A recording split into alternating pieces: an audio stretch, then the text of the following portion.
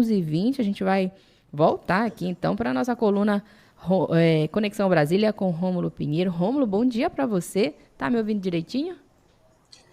Tô te ouvindo bem. Você tá me ouvindo bem, Izzy? Agora sim, Rômulo. Muito bom dia para Pronto, você. Vamos, pronto, vamos Izzy. começar então a nossa coluna, porque você estava falando, mas a gente não estava conseguindo te ouvir. Eu até adiantei aqui para os nossos ouvintes que o tema que você trouxe hoje é o julgamento no STF de reajuste etário em planos de saúde. Rômulo, conta pra gente como é que está esse debate hoje.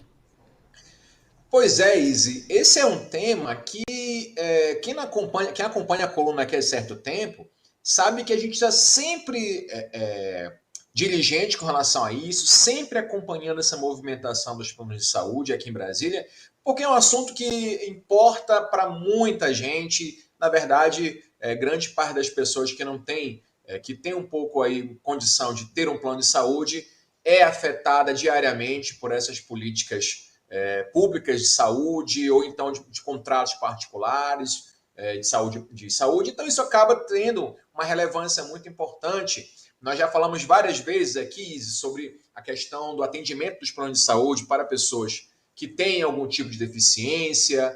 Comumente, a gente vê os planos desrespeitando os direitos dos consumidores, e há uma briga muito grande com a Agência Nacional de Saúde e em relação à proteção dos interesses dos consumidores. Também há a questão dos planos que tem que ter um certo equilíbrio para que eles não deixem de oferecer esse serviço. Então, é um assunto muito delicado, um assunto que a gente tem que estar sempre acompanhando aqui na capital federal. E a novidade é que agora à tarde vai ser analisada a ação, uma ação, uma ação declaratória de constitucionalidade sobre a possibilidade ou não de aplicação do Estatuto do Idoso para planos de saúde contratados antes da vigência do Estatuto, ou seja, lá no final de 2003 veio o Estatuto do Idoso, em 2004 em diante, todos os contratos novos proibiam, Izzy, o reajuste das mensalidades a partir da faixa etária de 60 anos, ou seja, o pessoal já no fim da vida aí, já entrando na fase de idoso, tinha o plano automaticamente reajustado unicamente por estar nessa faixa etária. Então, essa prática que sempre houve no Brasil, ela foi declarada ilegal a partir do advento do Estatuto do Idoso. É bom lembrar que muitas são as circunstâncias que autorizam essa mudança de patamar, ou seja, essa elevação nas mensalidades. Então, muitas pessoas, infelizmente, perderam nos últimos anos a condição financeira de manter o pagamento desses planos e migraram para o Sistema Único de Saúde, sobrecarregando, com certeza, esse sistema. E essa é a principal argumentação dos planos de saúde, que se essa regra de proibição de aumento da mensalidade a partir da faixa etária se aplicar para contratos anteriores ao Estatuto do Idoso, então isso vai gerar possivelmente a quebra de vários e vários planos que são ali medianos, né? Não são os grandes planos, mas esses planos medianos respondem para uma boa camada de consumidores desse tipo de serviço. Então, Izzy, a discussão é saber se é possível ou não esse reajuste a partir dos 60 anos para contratos anteriores a 2004. Hoje, claramente, é pacífico de que a lei proíbe esse tipo de aumento.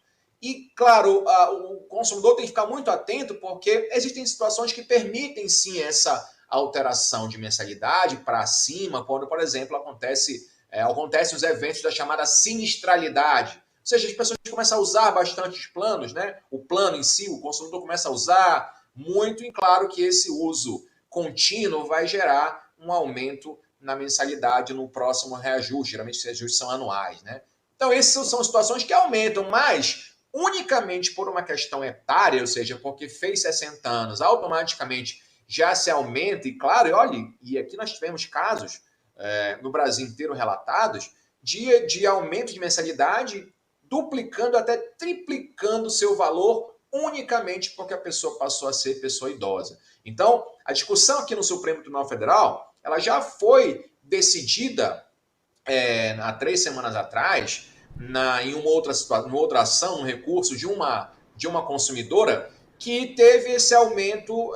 Ela tinha um contrato com plano de saúde antes da vigência do estatuto, e aí, com o advento do estatuto, ela pagou, então passou, mesmo proibindo-se essa faixa etária ser reajustada, começou a pagar mais e ela queria a aplicação do estatuto para o caso dela, que foi anterior à aplicação em 2004, ou seja, queria que se aplicasse ao caso dela a regra nova que não havia no tempo que ela assinou o contrato. E o STF, nesse recurso, inclusive com ministros que já até se aposentaram, mas decidiu que nesse caso poderia sim ser aplicada essa regra, ou seja, o estatuto poderia ser aplicado para essa consumidora, mesmo tendo ela firmado o contrato antes da mudança da lei, lá em 2003, 2004.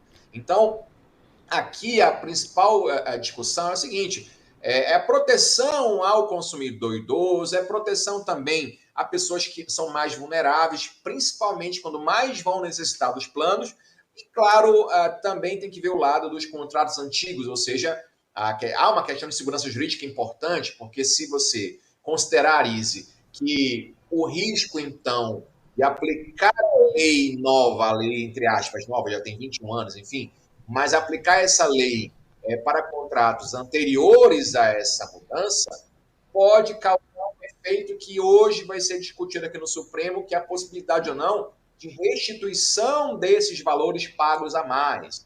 Então, veja, isso é alguém, por exemplo, que teve essa regra num contrato feito antes do Estatuto do Idoso, passar, então, a ter direito à devolução dos valores pagos a maior, porque para contratos anteriores a esse estatuto, essas regras de mudança, de alteração, de reajuste de mensalidades continuavam valendo, mesmo a pessoa sendo idosa, ou seja, nessa parte já seria automática essa mudança. Então, o que o Supremo vai decidir hoje, nesse primeiro julgamento desse recurso extraordinário? Já decidiu que sim, o estatuto pode ser aplicado para casos mesmo anteriores à sua vigência, ou seja, para contratos antigos.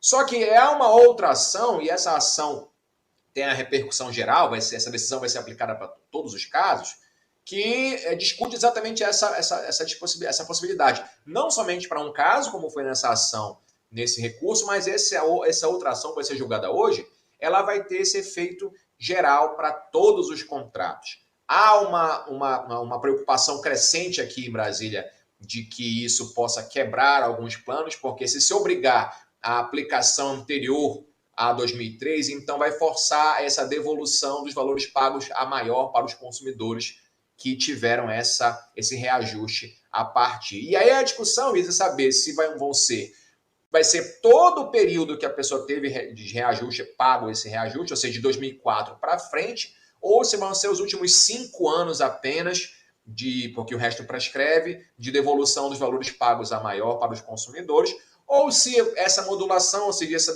determinação dos efeitos, unicamente vai excluir essa possibilidade de devolução dos valores. Então, é um assunto muito importante, é um assunto extremamente relevante, poucas pessoas estão se atentando para o que vai acontecer hoje à tarde aqui no Supremo Tribunal Federal, mas a coluna está sempre atenta e sempre acompanhando, trazendo a melhor informação nesse canal aqui, de todas as quartas-feiras pela manhã, minha cara Izzy. Sem dúvida, Rômulo Pinheiro. Tem como a gente arriscar aí o voto dos ministros? Como é que vai andar esse julgamento?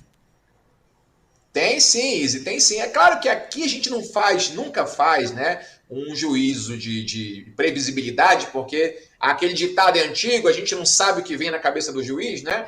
Mas nós já temos uma previsão porque alguns ministros ou se declararam suspeitos ou impedidos, por exemplo, Gilberto Barroso e Fux não votaram porque tinham algumas relações com essas ações, então foram impedidos de votar ou suspeitos, mas nós já temos 4 votos a favor da não aplicação do estatuto para contratos anteriores a 2003, 2004, que quando foi o seu advento. Então, outros ministros vão dar o voto. O ministro Flávio Dino começa lendo o seu voto a partir do início da sessão, e há uma tendência de que essa ação seja julgada procedente, ou seja, improcedente, ou seja, que o estatuto se aplique a contratos antigos, mas sem a possibilidade de restituição dos valores, porque essa é a principal queixa dos planos. Se tiverem que devolver valores pagos nos últimos 20 ou mesmo nos últimos 5 anos, vai haver uma quebra de muitos planos e vai sobrecarregar tanto os planos maiores como o Sistema Único de Saúde. Então, os ministros costumam ser bem